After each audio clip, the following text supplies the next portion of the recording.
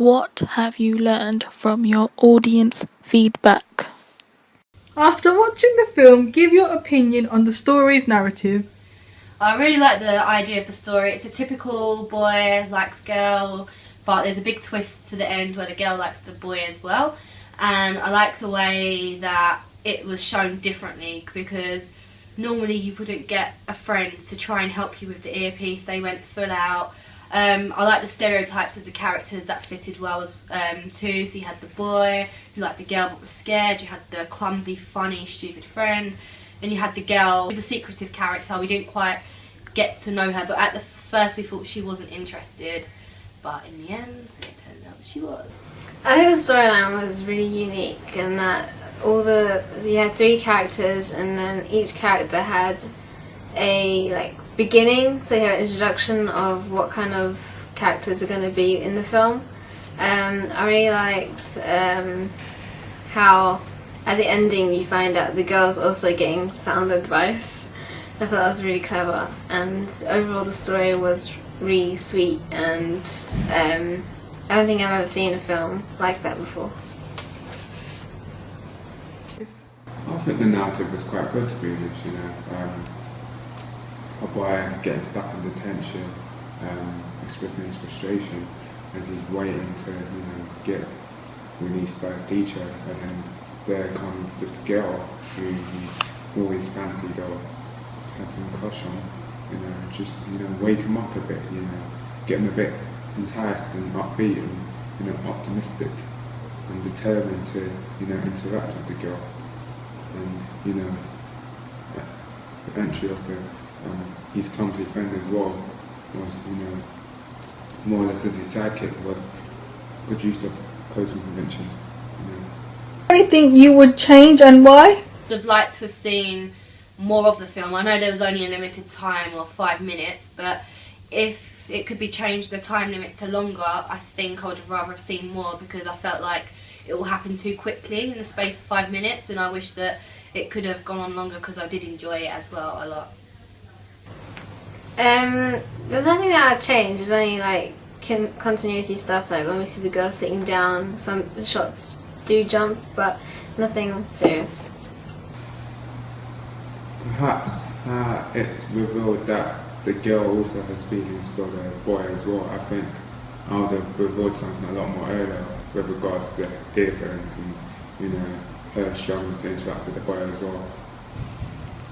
If anything, that's what I'll change. There's also when the clumsy friend slips over, and the boy, when the lover, or no lover, is imitating what his clumsy friend is saying. I think that could have been said a lot more realistic, a lot more natural. For example, when his clumsy friend said "buzz off," and then he said "buzz off," I think he could have been a lot more vocal and expressive, frankly. Does the short film reflect the genre? Yes, it does. I did think it was more comedy, but then you can see where the rom-com fits in, because where the boy is trying to get the girl, so yeah, I think you can as well.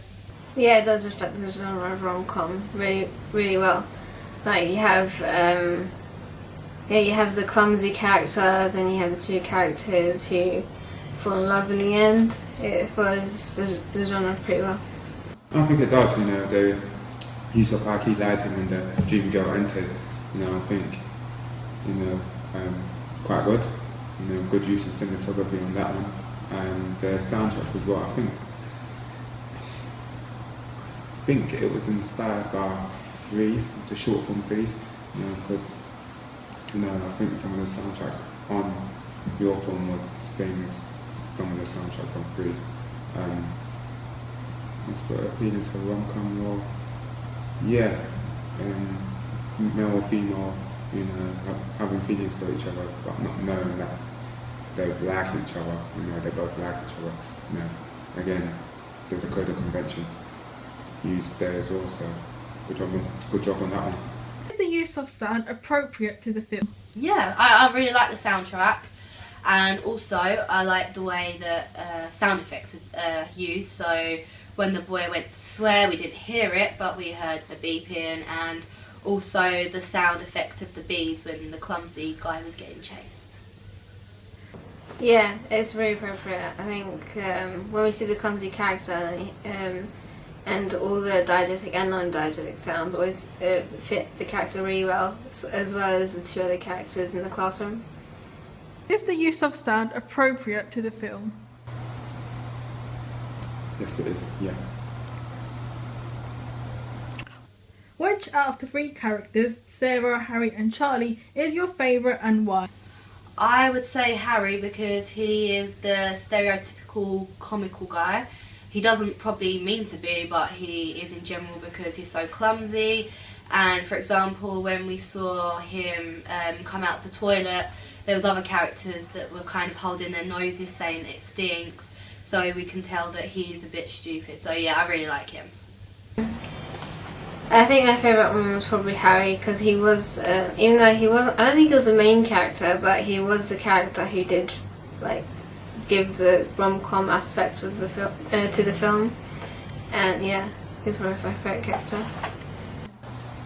It's difficult to determine that or ascertain that because it is a short film, don't forget, you know, narrative's quite short, you know, storyline's quite short subsequently.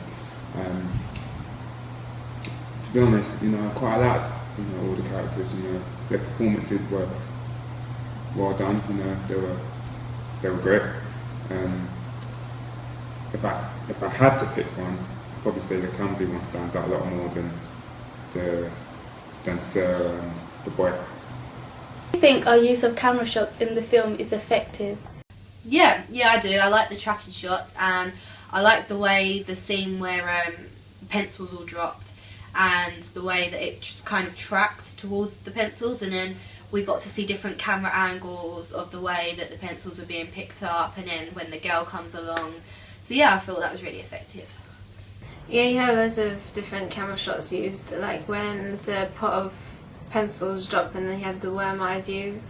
That was really good, and then the close up of the hands meeting, that was also creative. Also the shots, the fade in shots. There were quite a lot of fade in shots, but I think that was needed to show that time was going past when boy was in detention.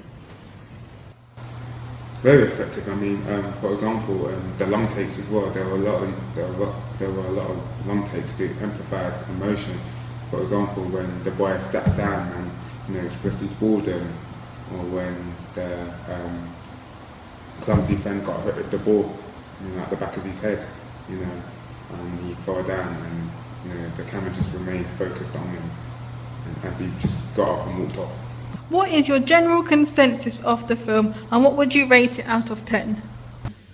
Overall, I think it's a really good film. I did like the way it was done differently, and I would give it a 7 out of 10. Out of 10, I'd give it 7 or 8, because I haven't seen a film like that before, and I think that for a student film, it was done pretty well in the story, and it was really creative as well as the camera shots. And then yeah, I really like the bit where the girl comes into detention, and then you see the boy daydreaming about her flicking her hair. I thought that was really cute. General consensus as for that, I'd say it's a well-made film. You know, very little continuity or technical mistakes, i.e. errors of continuity. We met the 180-degree rule, match on action, pretty damn good as well. So, you know, I don't have little complaints of it, any at all.